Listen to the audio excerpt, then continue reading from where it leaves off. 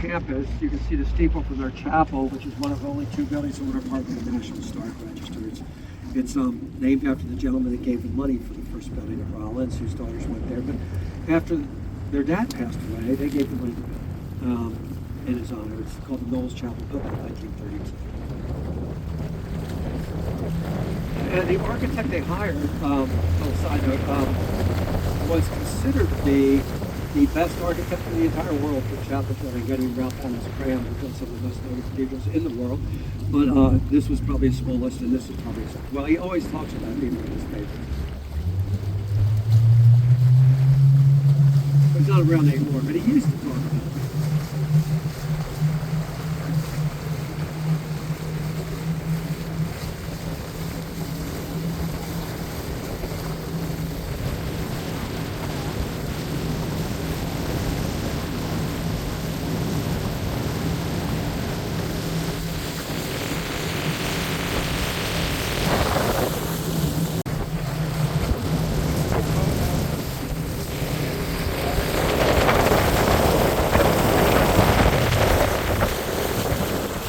Canal to the left goes to a smaller lake called Lake Moselle, and then my house would be just to the right. No, it's not right. I would be driving this boat right now. I'd be sitting there looking at y'all. But this one does have a little history, at least the original building, which is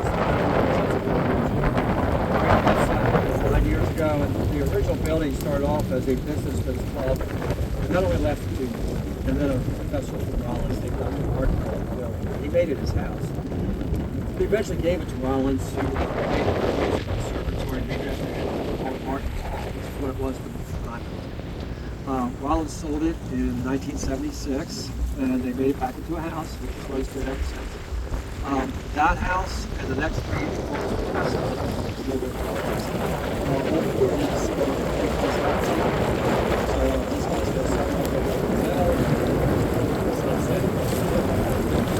most of your times underwater, it pops up and looks like a snake, and then they got waterlogged and do that. They do have airboat rides at the fish camp for David tours. And this would be where I have you all stand up and introduce yourself. No, don't stand up here. Watch your heads. We would love tops on these boats. Can't have them because of bridges and trees. Thanks, guys. Got 3 more comments, so hang tight for just a second. Watch those heads.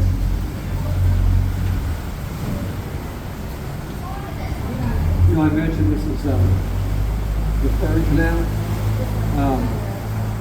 And the fern that grows on these lots dead. A couple days ago it was bright green, so when you go 5 days without rain, it turns brown, and then as soon as it rains, it turns green, and that's why it's called resurrection fern. It comes back to life.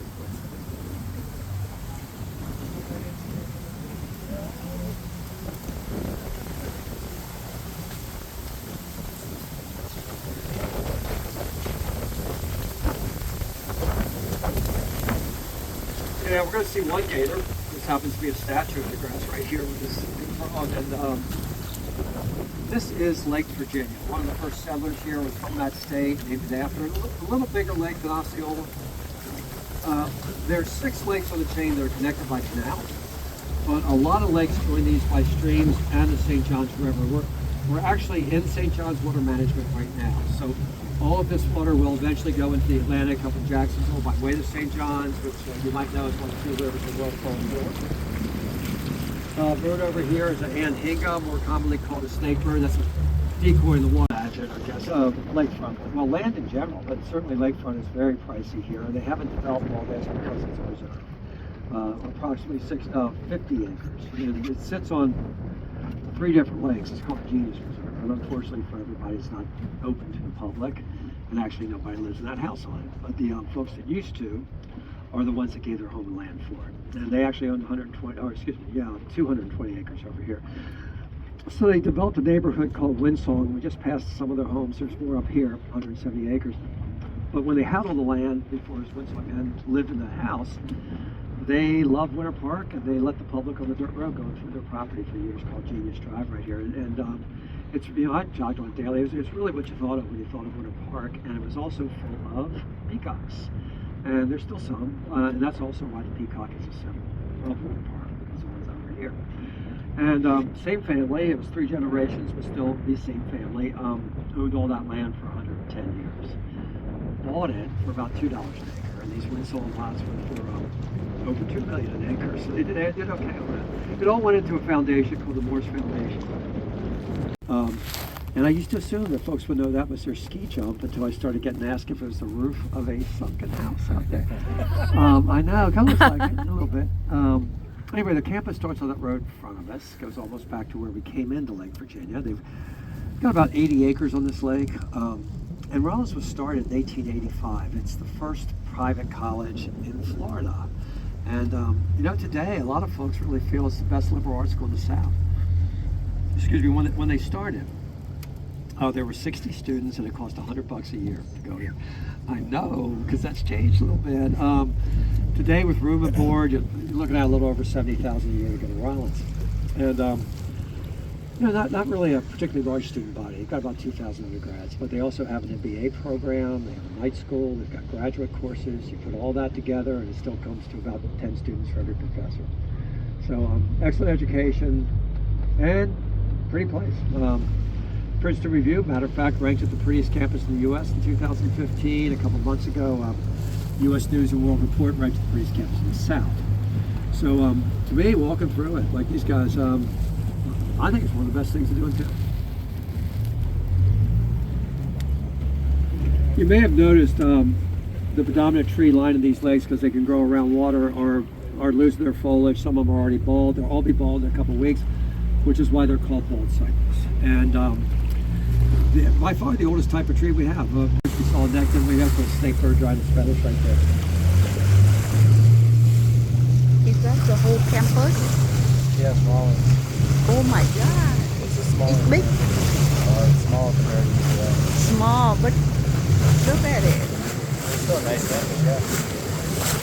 For 2,000 students. And how much a year? 70,000 living village. It's a private college. 70,000. Yeah. Almost like a. 4 years at UCF. Yeah. Or doctor of medicine, medical school. They're more expensive. It's about the same. Medical, if you're going to medical, that could go to 180, 200,000. A year? No, oh, only true. Not a year. Not a year.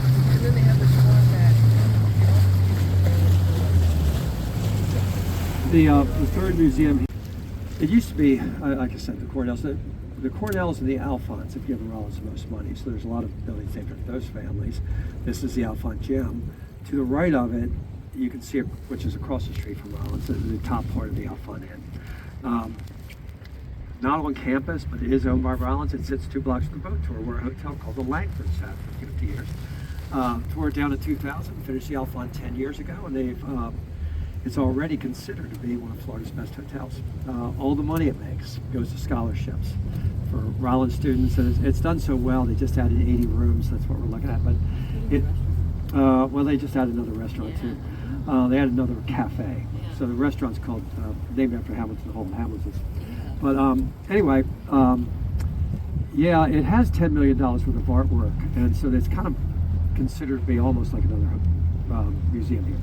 And you know, definitely could stop in there for contemporary art. Even if you don't, it's just good stuff up there. And back to history, the train that goes through town today came through in 1880, and then in 1889, a couple local guys thought there needed to be a commuter train just to get the locals and students down to Orlando, because there weren't any cars back then, and everybody was riding horses back and forth. So they built this little teeny narrow gauge railroad. Station was right where the beach is. And it was called the Winter Park Orlando Railroad, just went 6 miles south. Nobody called it that. The train was so small, they didn't name it the Dinky Line, and that's why the beach is a park called Dinky Dock. Named after the station. Used to sit there. I swim there in the mornings. Anyway, it ran for 78 years, and lots written about it. You could look up some of this stuff. And jumped the tracks a lot. You had to jump off and help the engineer pick it up, put it back on. Building to the right of it, this was an apartment complex Rollins bought and made into a dormitory 17 years ago, and the house to the right of that is the president's house for Rollins. Actually, both he and his wife squeeze in that one. 9,000 square feet. They're terrific and entertained there, but the school uses it for events. It's the last building on the water that's Raleigh, so everything's to the right out of private homes and condos.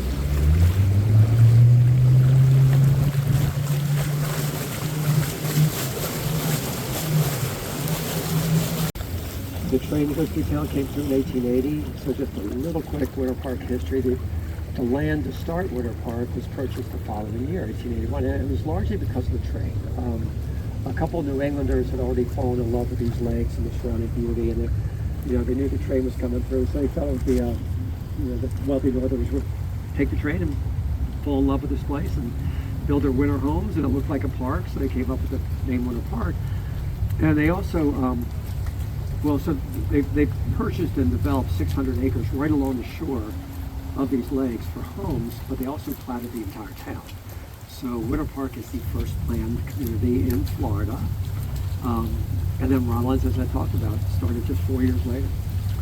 And then the year after Rollins started, the first of 3 winter hotels over a 30-year span were built on these lakes. So this town became a very famous resort town with those hotels. And we go by places. So we'll chat about this a little later. We're coming back.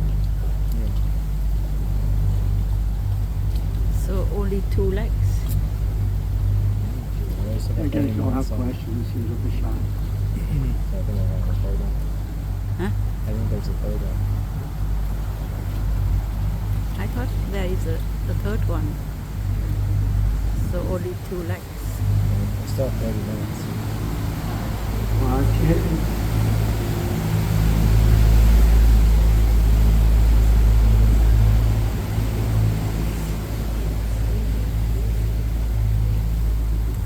Two of my favorite trees on this trip we're coming to. On the left side, you can see this is a 300-year-old live oak up ahead with the Spanish moss, and it goes across the canal to what they say is the oldest pine tree in Winter Park, right there on the right, 150-year-old pine. And because where the wedding is right now, so when we turn left, you'll see that. That's where the first winter hotel in this town was. So, built in 1886, called the Seminole Hotel.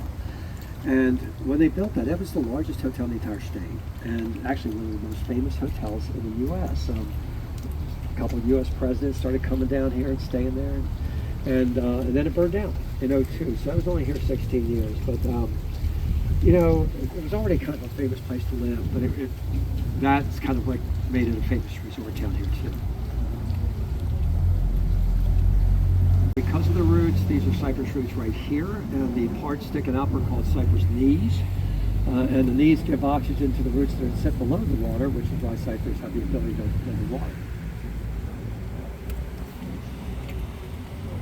Yeah, we got 3 more boats coming. You got it. Thank you.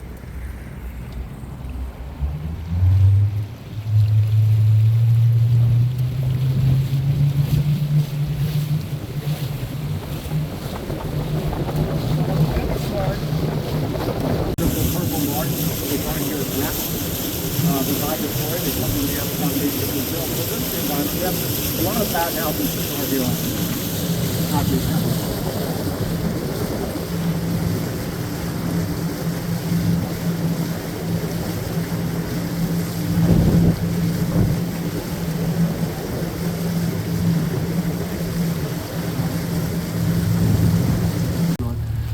The 10 years after it burned down is when they built the second hotel in these lakes. It was right over here, and that little boathouse they kept, so that's the only thing left. That's 110 years old. Pretty historic here. They spent a lot of time on the name of the hotel that was here. They called it the New Seminole Hotel, and it had a pretty good run. It was there 50 years, but it ran its course. They tore it down and built the homes over here.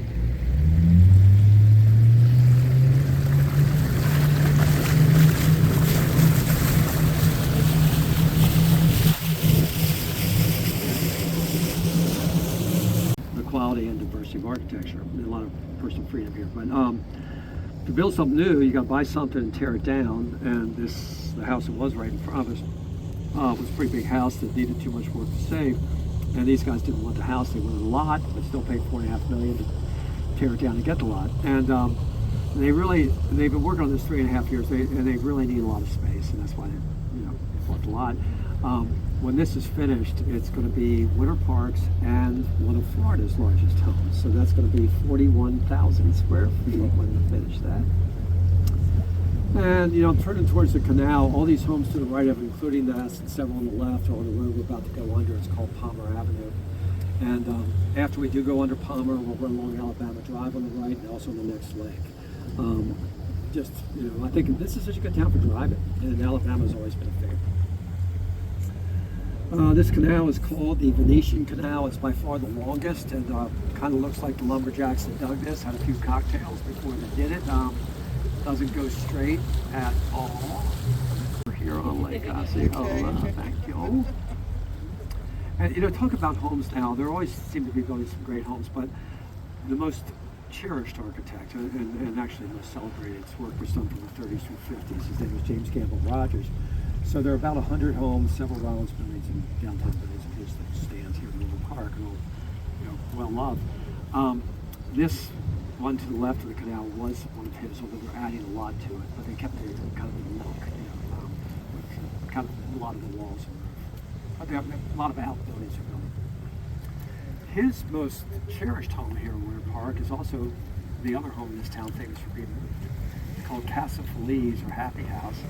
I mention that for a couple of reasons. I mean, it's kind of a Winter Park history, but it's also a place you can walk around. And they open the inside occasionally for like a start home.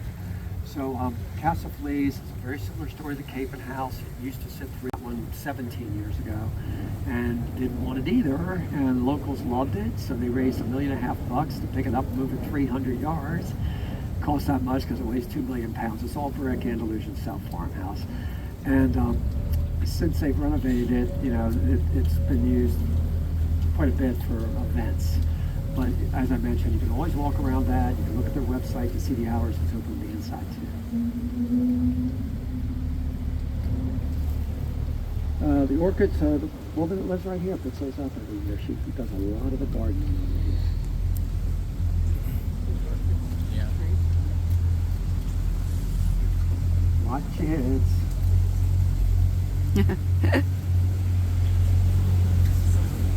And I mentioned that this is Palmer Avenue, so Alabama Drive starts right there. And on the next lake on Alabama, I'm going to show you a building that was the third Winter Hotel built here, appropriately called the Alabama Hotel. And just like the other two, it was very famous. It ran its course though, and instead of tearing it down, they turned it into condos about 42 years ago, which still looks like the old hotel, but it's the Alabama condos today. Margaret Mitchell stayed at the Alabama, so did St. Clair Lewis and H.G. Wells. So it was a popular place.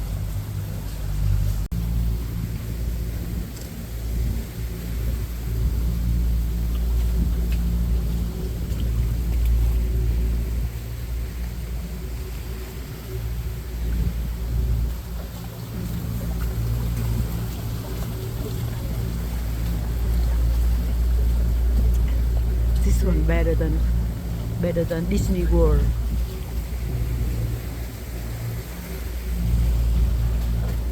Necessarily the same, but okay. It's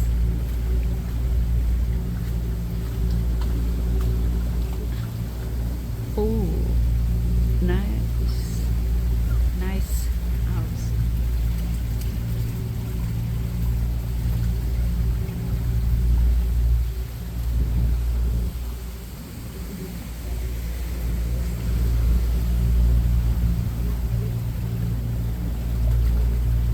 Long canal.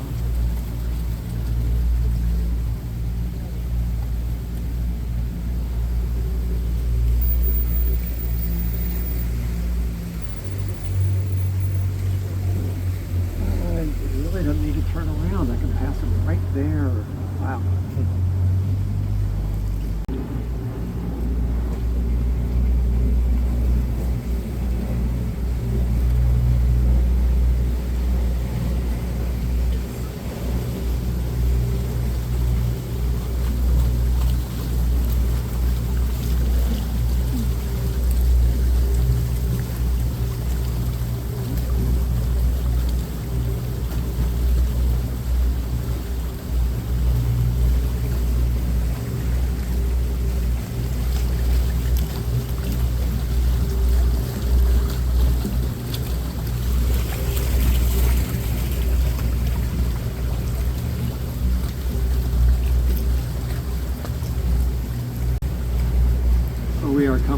Lake Maitland, and this is the largest lake on the chain. It's about 450 acres.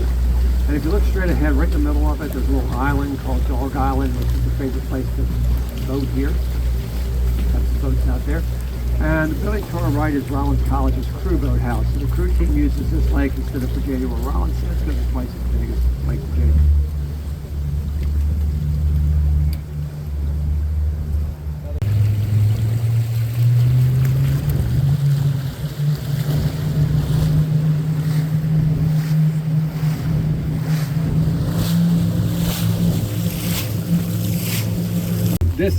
We do have a lot of parks in this town appropriately. This is definitely one of the favorites, called Craft Azalea Gardens. It's a lot of azaleas they cut down during a blight, but there's still a lot of cypress trees in here, and some of Winter Park's oldest trees will be cypress, some of them 1,000 years old. But also in the park right here, we have that little 6-column concrete structure. It's called an exedra, which in Greek means 6-column concrete structure, basically. I know, go figure that. And it's used primarily for taking pictures. They are taking pictures now, but they just had a wedding here, so that is the other thing it's used for. A lot of small weddings are held there.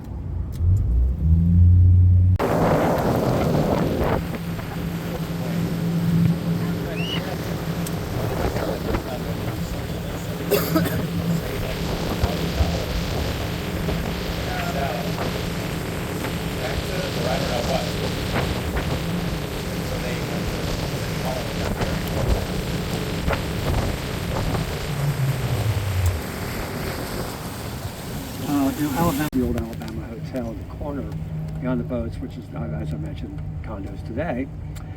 The homes that sit to the left of it, these are on a road that runs into Alabama, which is a good drive, called Via Tuscany. The first house, they did tear that down a couple of weeks ago. They're doing a lot of that.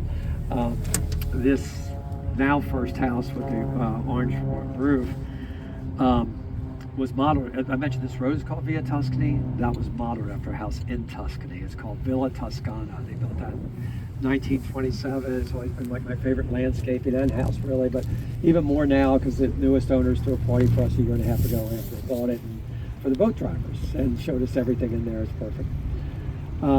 Get your wallets out, because the house to the left of it is for sale. That's their sign, and that is the oldest house back here. It's 110 years old. And when they built it, all the folks that built it owned the Hunk Cove back then. It was their orange grove, which was the largest of the lakes back then. And that one is 10 years old. So it's just such a good blend, you know, of old and new homes. If you're wondering what that fence is for, they're tennis fans, and that surrounds their clay tennis court right there. And the old glass house in front of us, they built about a year ago, and they didn't want a boathouse in the water because it would have blocked their view. So look to the right, that's their boat garage with a track that takes their boat in on legs.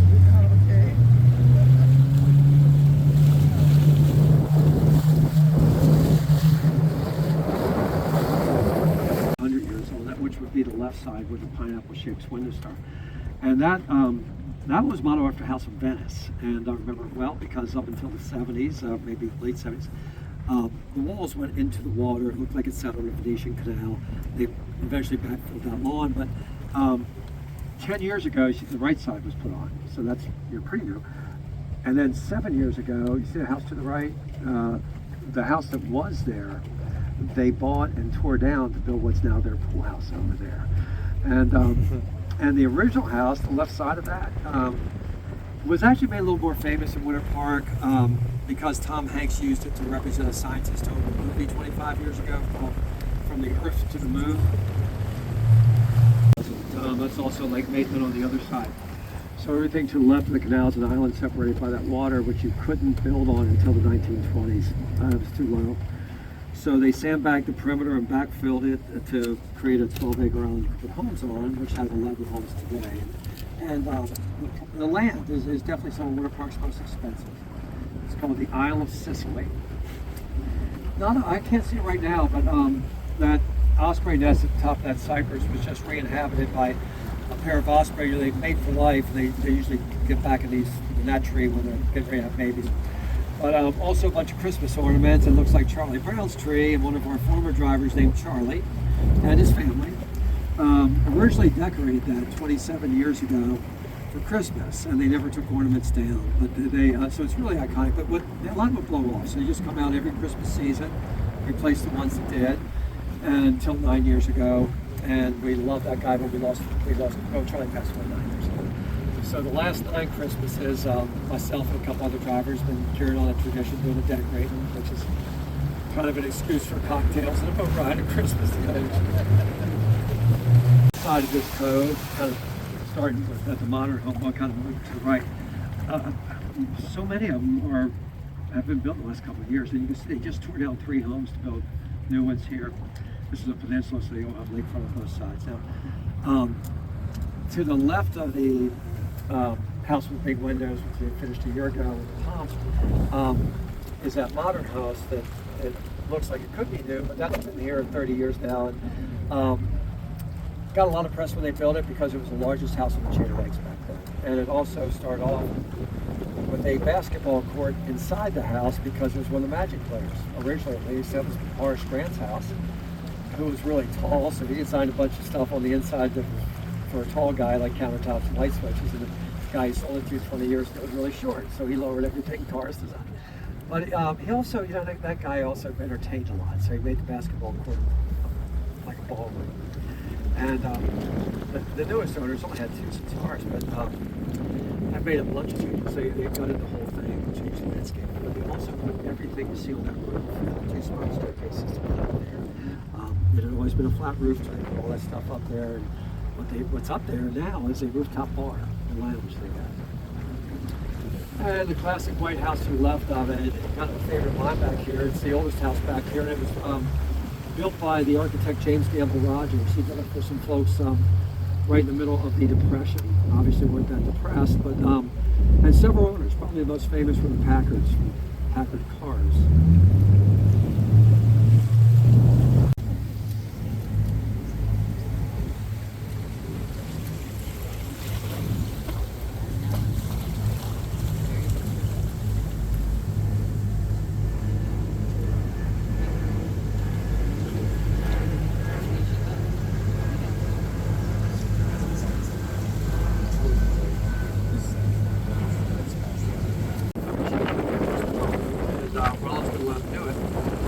So his parents bought that red brick house with all the ivy, and he had inside there. So now you know what beautiful neighborhood he's talking about.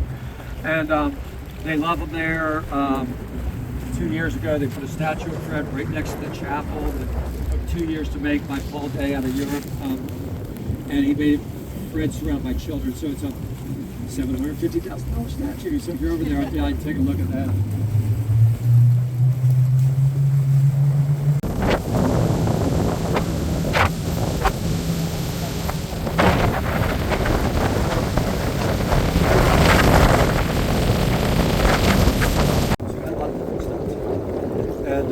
He designed it so every room would look like the land would look like Bermuda. So we put in a white beach and stayed in.